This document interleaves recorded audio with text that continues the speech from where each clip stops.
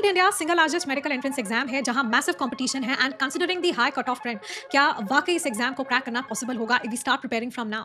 Well guys, consistent efforts, strategic approach और efficient planning and most importantly 100% commitment के साथ definitely yes. But यार, अगर ये एटीट्यूड बस पल भर का है, यानी कि अगर आज भी आप अपने आप को डिस्ट्रैक्शन से दूर नहीं करते हैं, 100% कमिटमेंट देने के लिए तैयार नहीं है और फिर से बस ये जोश जुनून कुछ पल भर का है और फिर से कुछ महीने बाद आप वापस से एक ऐसी वीडियो की तलाश करने वाले हैं कि how to crack NEET in 6 months, 4 months, 5 months, 3 months, then बेटा आप खुद ही सोच लीजिए क्या इस एटीट्यूड के साथ वाकई आप इस एग्जाम को क्रैक करना डिजर्व करते भी हैं, जहां बच्चा दिन रात एक कर देता है उस गवर्नमेंट मेडिकल कॉलेज की सीट पाने के लिए। Well guys, welcome to my channel, क्योंकि आज की ये वीडियो बेहद इंपॉर्टेंट होने वाली है हर उस नीट एस्पिरेंट के लिए जो नीट 2026 को क्रैक करना चाहता है। बिकॉज यहाँ पर आज इस वीडियो में आकांक्षा मैम आपको बता रही होंगी कि यार अगले ये जो आपके पास 230-40 डेज कुछ बचते हैं ना, उसके लिए आपकी क्या प्लानिंग होनी चाहिए। अगर आप ऑलरेडी अपने हिसाब से तैयारी कर भी रहे हैं तो भी ये वीडियो आपके लिए बहुत इंपॉर्टेंट है, क्योंकि तुम्हें वो करेक्ट रोड मैप और साथ ही साथ वो राइट फैक्टर्स पता चल जाएंगे। बिकॉज आई मीन आपको करेक्ट विजन पता चल जाएगा एग्जाम तक आपने क्या फॉलो करना चाहिए। बिकॉज मैं पिछले 5 साल से नीट यूजी कैटेगरी में पढ़ा रही हूँ। मेरे पढ़ाए हुए स्टूडेंट्स आज टॉप गवर्नमेंट मेडिकल कॉलेज से एमबीबीएस परस्यू कर रहे हैं and that is how guys I know कि ऐसे बहुत बच्चे होते हैं जो पूरी जी जान लगाना जानते हैं, जो अपने आप को पूरा झोंक देते हैं इस एग्जाम की तैयारी में, बट कहीं ना कहीं सही स्ट्रैटेजी नहीं अपनाने की वजह से, सही फैक्टर्स पर ध्यान नहीं देने की वजह से वो सिलेक्शन से चूक जाते हैं। तो बेसिकली हार्ड वर्क अगर सही फैक्टर्स पर हो तो आपका सिलेक्शन आपसे दूर नहीं है।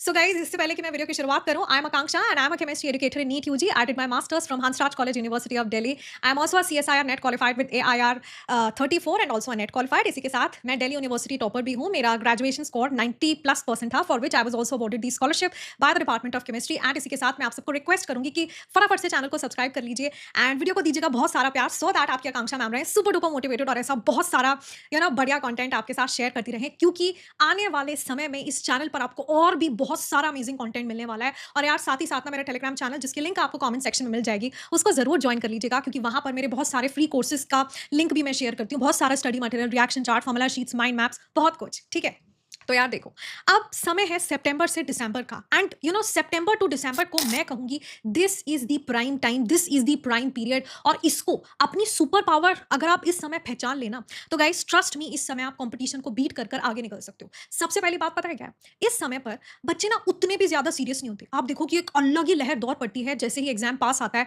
यानी कि टुवर्ड्स फरवरी, मार्च, अप्रैल, बच्चा बिल्कुल हर बच्चा जो शायद उतना सिंसियर भी नहीं है वो भी बहुत ज्यादा डेडिकेटेड हो जाता है, वो भी बहुत ज्यादा सिंसियर हो जाता है। बट अगर आप उस एटीट्यूड के साथ जो आप मार्च और अप्रैल में दिखाते हैं इस समय लग जाते हैं ना, तो वाओ यार मजा आ जाएगा। तो बस मुझे ना ये प्रॉमिस कर देना कमेंट सेक्शन में कि यस मैम, बिल्कुल वही लेवल ऑफ जोश, वही एंथुसियाज्म, वही कंसिस्टेंसी, वही हार्डवर्क हम देने के लिए तैयार हैं सितंबर से दिसंबर मंथ तक के लिए। तो मेरी ज्यादा लंबी आपसे बात ही नहीं हो रही, जनवरी से लेकर अप्रैल की तो मैं आपसे बात ही नहीं कर रही हूं। मैं यहां इस वीडियो में बात कर रही हूं सितंबर से लेकर दिसंबर तक, अगर आप एक नीट 2026 एस्पिरेंट हैं तो। अब देखो यार, इस समय में फिजिक्स में, केमिस्ट्री में आपके कौन कौन से चैप्टर्स कंप्लीट हो जाने चाहिए, किस तरीके से आपको क्वेश्चन प्रैक्टिस करनी है, टेस्ट कैसे देना है ना, वो सब कुछ हम यहाँ पर बहुत ही अच्छे से डिस्कस करेंगे। जैसे कि मैंने आपको कहा कि इस समय को बढ़िया से यूज कर डालो, बिकॉज मैक्सिमम बच्चा इस समय अपनी पावर सेव करेगा और फिर लास्ट में जाकर लगता है, बट उस समय पर ना प्रेशर इतना ज्यादा होता है और करने के लिए इतना कुछ होता है कि हम चाह कर भी अपना बेस्ट नहीं दे पाते और कहीं ना कहीं उतनी क्वेश्चन प्रैक्टिस नहीं हो पाती, तो सिलेक्शन हो ही नहीं पाता है।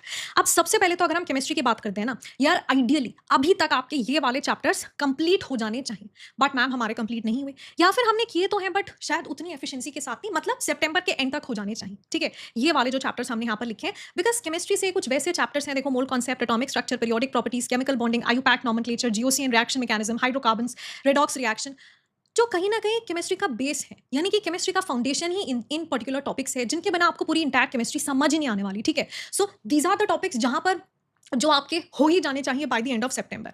अब देखो, दो बातें हो सकती हैं, या तो हो सकता है कि इनमें से आपके चैप्टर्स ये सब हो गए या नहीं हुए, या कुछ चैप्टर्स हो गए और कुछ बाकी है, या किए हैं पर उतने अच्छे से नहीं किए। तो मैं आपसे सिंसियरली रिक्वेस्ट करती हूँ कि प्लीज इस मंथ इनको अपना मेजर मेजर मेजर टारगेट रखो और एक एक कर इनको कंप्लीट करना शुरू करो। आप यूट्यूब पर आपको मेरे भी लेक्चर्स मिल जाएंगे, GOC by Akanksha Kandwal and all देख लेना। हालांकि मैं नए लेक्चर्स लूंगी, वो वाले देखोगे तो ज्यादा बेहतर होगा, क्योंकि हर साल हम अपने कंटेंट को अपग्रेड करते हैं। तो मेरी ना फ्री यूट्यूब सीरीज भी चल रही है केमिस्ट्री की, जिसमें मैं 1 बाय 1 सारे केमिस्ट्री के चैप्टर्स डिटेल में कंप्लीट करा रही हूँ। उसके लिंक आपको मेरे टेलीग्राम चैनल पर मिल जाएगी, है ना, बिल्कुल फ्री यूट्यूब पर अपने सेशंस होते हैं।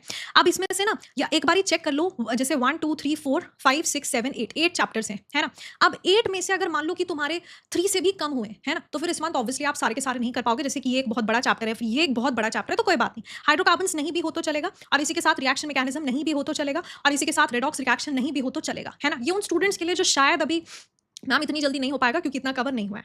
अब उसके बाद इधर आ जाओ कि अगर हम केमिस्ट्री के पूरे सिलेबस को देखते हैं, देखो अब ना मैं आपको अप्रोच बताने वाली हूँ एंड तक के लिए। उसका क्या मतलब होता है कि यार अपना सिलेबस कंप्लीशन क्या दिमाग में रखकर करना है, यानी कि दिसंबर तक की अपनी अप्रोच क्या होनी चाहिए, सितंबर, अक्टूबर, नवंबर, दिसंबर। अब देखो, सबसे पहले तो ना आपके पास केमिस्ट्री में आते हैं 21 चैप्टर्स। अब उन 21 चैप्टर्स को मैंने रेड, ग्रीन और पिंक जोन में रख दिया।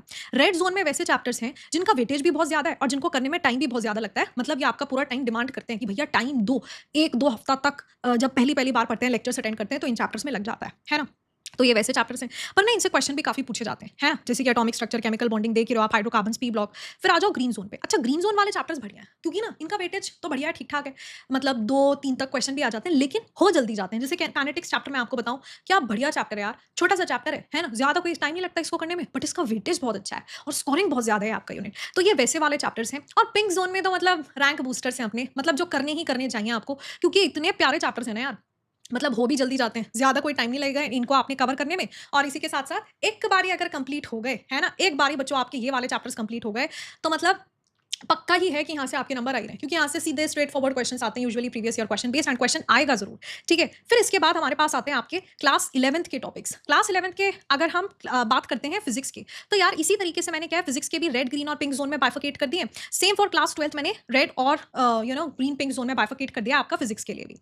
अब देखो आपकी अप्रोच क्या होनी चाहिए। आप ये मानकर चलो कि आपके 80% ऑफ रेड जोन, 80 नहीं बल्कि मैं तो कहूँगी 100% ऑफ रेड जोन वाले यूनिट्स, क्योंकि इनको करने में टाइम ज्यादा लगता है। ठीक है, इसी के साथ मान के चलो कि 60% ऑफ ग्रीन जोन यूनिट्स, है ना, और इसी के साथ ये रह भी जाए तो चलेगा, but 100% red zone units and 60% of green zone units आपकी मिड ऑफ नवंबर तक फिनिश हो जानी चाहिए। क्योंकि हमारी अप्रोच ये चल रही है कि भाई हमें सिलेबस अपना कंप्लीशन करना है बाय दिसंबर लेटे। और तुम दिसंबर सोचोगे ना यार, तब भी जाकर थोड़ा बहुत कुछ ना कुछ रह जाता है, और फिर अपना कहाँ जनवरी के फर्स्ट सेकंड वीक तक सिलेबस कंप्लीट हो पाएगा। ठीक है, और तुम्हें भी पता है सिलेक्शन ऑफ स्टूडेंट का नहीं होगा जिसका सिलेबस कंप्लीट करके जाएगा, जो सिलेक्शन उसका होगा जिसने मल्टीपल टाइम सिलेबस कंप्लीट किया होगा, मल्टीपल टाइम्स रिवीजन किया होगा। ठीक है, तो चाहे हम बात करें केमिस्ट्री की, चाहे हम बात करें फिजिक्स की, तुमने 100% ऑफ रेड जोन यूनिट, मतलब रेड जोन के सारे चैप्टर्स और ग्रीन जोन के 60% चैप्टर्स, है ना, आपने कंप्लीट कर लेने हैं बाय मिड नवंबर। ये आपका टारगेट होना चाहिए। अच्छा, अब उसके बाद हमारे पास एक चेकलिस्ट अपने को रेडी करनी है। तो आज सारे बच्चे ना ये वाले चैप्टर्स की लिस्ट के हिसाब से जो जो मैंने आपको दिखाया, मैं अपने टेलीग्राम पर भी शेयर कर दूंगी। आप क्या करोगे बच्चों, आपने एक चेकलिस्ट बनाओगे अपनी, यानी कि आपकी एक टारगेट लिस्ट होगी जो मंथली भी होगी और वीकली भी होगी। तो पहले तो इन चैप्टर्स को एक जगह नोट डाउन कर लो। अब देखो कि आपके जहां पे आप कोचिंग ले रहे हो या आप कहीं बैच में इनरोल्ड हो, वहां कौन से चैप्टर्स चल रहे हैं, उसके हिसाब से अपना सितंबर, अक्टूबर, नवंबर, दिसंबर का पहले एक मंथ वाइज प्लान बनाओ। मंथ वाइज प्लान बनाने के बाद फिर उसको बाइफिकेट करो वीकली प्लान्स में, और चैप्टर अलॉट करते जाओ एक एक वीक को, है ना, और फिर उस पर टिक मार्क करते जाना है जैसे जैसे अपना चैप्टर्स कंप्लीट होते जा रहे हैं। और फिर सबसे इंपॉर्टेंट चीज पता है क्या है, जिसके बिना सिलेक्शन नामुमकिन है, वो है क्वेश्चन प्रैक्टिस। क्योंकि यार इवेंचुअली ना एग्जाम में मैटर नहीं करेगा आपने किस कॉन्सेप्ट को कितना अच्छे से सीखा है, आप एक टीचर की तरह एक्सप्लेन कर पा रहे हो या नहीं कर पा रहे हो, मैटर ये करेगा उस समय जो आपके हाथ में क्वेश्चन पेपर है उसमें जो क्वेश्चन दिए गए आप उनको सही सॉल्व कर पा रहे हो या नहीं, है ना। तो मैं आपको बता दूं कि यार देखो, सबसे पहले तो ना आपको एजुकेटर्स प्रोवाइड करते हैं क्या भला, डीपीपी। तो आपके टीचर्स आपको डीपीपीस प्रोवाइड करेंगे। डीपीपीस होते हैं डेली प्रैक्टिस प्रॉब्लम सेट्स, जिनमें जितने भी स्टैंडर्ड रिसोर्सेज बनते हैं, जितने अच्छे बुक्स होते हैं बेसिकली एक नीट एस्पिरेंट के लिए, है ना, वहां से हम सोर्स कर लेते हैं सारे बढ़िया बढ़िया क्वेश्चन, और वो सही सीक्वेंस में सब टॉपिक वाइज उसमें डाल देते हैं, सो दैट आपका एक टॉपिक में से भी हर एक सब टॉपिक बढ़िया स्ट्रेंथन हो जाए, बिल्कुल, है ना। तो यार डीपीपी सॉल्विंग शुरुआत में होनी चाहिए एजुकेटर के साथ, सो दैट आप ये देखें कि यार आकांक्षा मैम क्वेश्चन को कैसे रीड करती हैं, फिर मैम का फर्स्ट स्टेप क्या होता है, सेकंड स्टेप क्या होता है, लेंथी कैलकुलेशंस को मैम कट डाउन कैसे करती हैं, कट शॉर्ट कैसे करती हैं, है ना, वो सब बड़ा इंपॉर्टेंट है। और फिर आती है बात यार प्रैक्टिस की, कि मैम ठीक है प्रैक्टिस हमें एक्सटेंसिव करनी है, बट प्रैक्टिस किस लेवल की होनी चाहिए। Then let me tell you कि यार सबसे पहले तो आपने ऑब्वियसली फोकस करना है, शुरुआत में आप चैप्टर वाइज प्रैक्टिस करोगे, एक पर्टिकुलर चैप्टर आपका चल रहा है उसकी डीपीपीज आपको मिलेंगी, तो बढ़िया रिसोर्सेज से ही आपके टीचर आपको क्वेश्चंस देते हैं, तो आप डीपीपीज पर रिलाई करो। फिर उसके बाद ना थोड़े से एडवांस क्वेश्चंस आपको हर चैप्टर से करने चाहिए, एंड इसमें आपके टीचर्स आपकी हेल्प कर सकते हैं। आप जेईई मेंस के क्वेश्चंस जो प्रीवियस ईयर क्वेश्चंस हैं उनको जरूर कर जाओ, और जेईई एडवांस के सारे आपको क्वेश्चंस लगाने की बिल्कुल भी जरूरत नहीं है, बट येस कुछ सिलेक्टेड क्वेश्चंस जो आपके टीचर्स आपको क्लास में करा रहे हैं उनको कर जाइए, एंड कुछ ऐसे भी क्वेश्चंस कर जाओ जिनमें थोड़ी लेंथी कैलकुलेशन है, जो आसान है बट कैलकुलेशन लेंथी है। उससे क्या होगा ना, आपकी स्पीड बढ़िया बिल्ड हो जाएगी। और एक बात मैं जरूर कहूंगी, फिजिकल केमिस्ट्री या फिजिक्स में ना कितनी भी लेंथी से लेंथी कैलकुलेशन आ जाए, किसी भी हाल में आप कैलकुलेटर्स का इस्तेमाल मत कीजिएगा, वरना यार बहुत ज्यादा गड़बड़ हो जाएगी। क्योंकि इस समय अगर तुम कैलकुलेटर्स घर में बैठकर यूज करोगे ना, तो एग्जाम में 99% है कि आपका क्वेश्चन का आंसर गलत होने वाला है, भले ही कितनी सिंपल से सिंपल, कितनी बेसिक से बेसिक कैलकुलेशन आ जाए, दिक्कत हो जाएगी, बिकॉज आपको तो आदत ही नहीं है। इसी के साथ एक्सटेंडेड कॉन्सेप्ट, जिसमें कभी कभी क्या होता है एक ही क्वेश्चन के अंदर बहुत सारे कॉन्सेप्ट्स लग रहे हैं, एक ही क्वेश्चन के अंदर काफी सारी नेम रिएक्शंस इन्वॉल्व हैं, तो उस तरह के क्वेश्चंस आप प्रैक्टिस कर जाइए। प्रीवियस ईयर क्वेश्चंस, नीट के पीवाईक्यू करो, जेईई मेंस के कर जाओ, मॉक टेस्ट दो ज्यादा से ज्यादा। अभी तो शुरुआत में आप चैप्टर वाइज टेस्ट दो, फिर नवंबर से तुम थोड़े यूनिट वाइज टेस्ट देने स्टार्ट कर देना, है ना, 2-3 चैप्टर के कॉम्बिनेशन वाले। फिर तुम यार अपना जनवरी सिर्फ अगेन यूनिट वाइज टेस्ट उसमें नंबर ऑफ यूनिट्स बढ़ जाते हैं और फिर आकर अपने लोग फरवरी के एंड के टुवर्ड से फुल सिलेबस लेंथ टेस्ट देना हमें शुरू करना है और टेस्ट देना ही सिर्फ काफ़ी नहीं होता है। आपने ये इंश्योर करना है कि आपने अपने लिए एक मिस्टेक नोटबुक भी प्रिपेयर की है। तो मेरे साथ पढ़ने वाला हर स्टूडेंट ये जानता है कि भाई हमें एक मिस्टेक नोटबुक प्रिपेयर करनी है जिसमें आज हमारा इस टॉपिक का टेस्ट हुआ, हमारी ये गलती हुई, सारी गलती उसमें लिखेंगे क्योंकि अकेली एक नोटबुक तुम्हारे 200 नंबर तक बढ़ा सकती है बच्चों।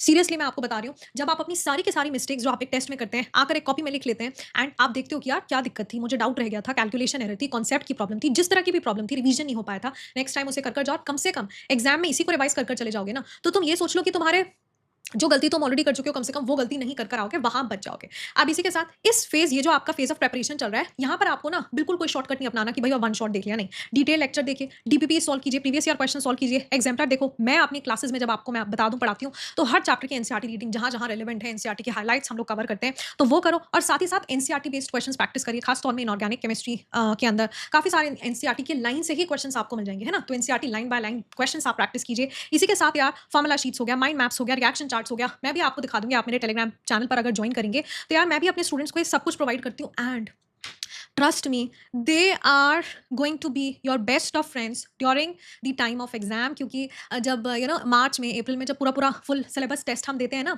उस समय ये प्रैक्टिकली पॉसिबल ही नहीं हो पाता कि हम पूरा एक एक चैप्टर की पूरे ऐसे इतनी बड़ी मोटी मोटी बुक निकाल के उसको रिवाइज करें, है ना। लास्ट मोमेंट पे अपने सामने formula sheet, mind map, reaction chart ही इतना आपका टाइम सेव कर लेती हैं, पर इनको तब थोड़ी तैयार करना है। तैयारी कर समय आज ही है। मतलब ये सब रिसोर्सेज आपने प्रिपेयर कर रखने हैं दिसंबर से पहले हर एक चैप्टर के लिए। मेरा टेलीग्राम चैनल बच्चों जरूर ज्वाइन कर लेना, उसकी लिंक आपको कमेंट्स में मिलेगी, क्योंकि वहां पर ये सारा फ्री स्टडी मटेरियल भी और साथ ही साथ मेरे फ्री लेक्चर्स की लिंक भी आपको मिल जाएगी। और बस यार यही कहना चाहूंगी कि वो आप में से कोई स्टूडेंट होगा जो इस एग्जाम में टॉप कर रहा होगा, इस एग्जाम को क्रैक कर रहा होगा एक बढ़िया रैंक के साथ। एक टॉपर को भी आज वाकई इस बात का एहसास नहीं कि वो टॉप करने वाला है या उसको एम्स मिलने वाला है या फिर वीएमएमसी मैमसी जैसे कॉलेजेस में वो जाने वाला है ना।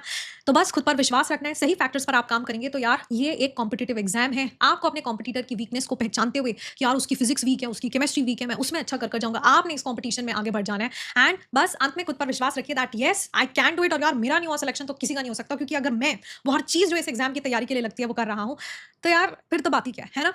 सो दैट इज ऑल एवरीवन। ऐसे ही आकांक्षा मैम बहुत सारा अमेजिंग कंटेंट इस चैनल पर आपके साथ शेयर करती रहेंगी, क्योंकि मेरा और आपका एग्जैक्टली सेम ही ऑब्जेक्टिव है और वो है आपके लिए आपकी मेडिकल कॉलेज सीट को लॉक करना। So that is all everyone. I will see you all again the next time. आप मुझे जरूर बताइएगा in the comment section next आप क्या जानना चाहेंगे। Thank you very much, good luck and take care.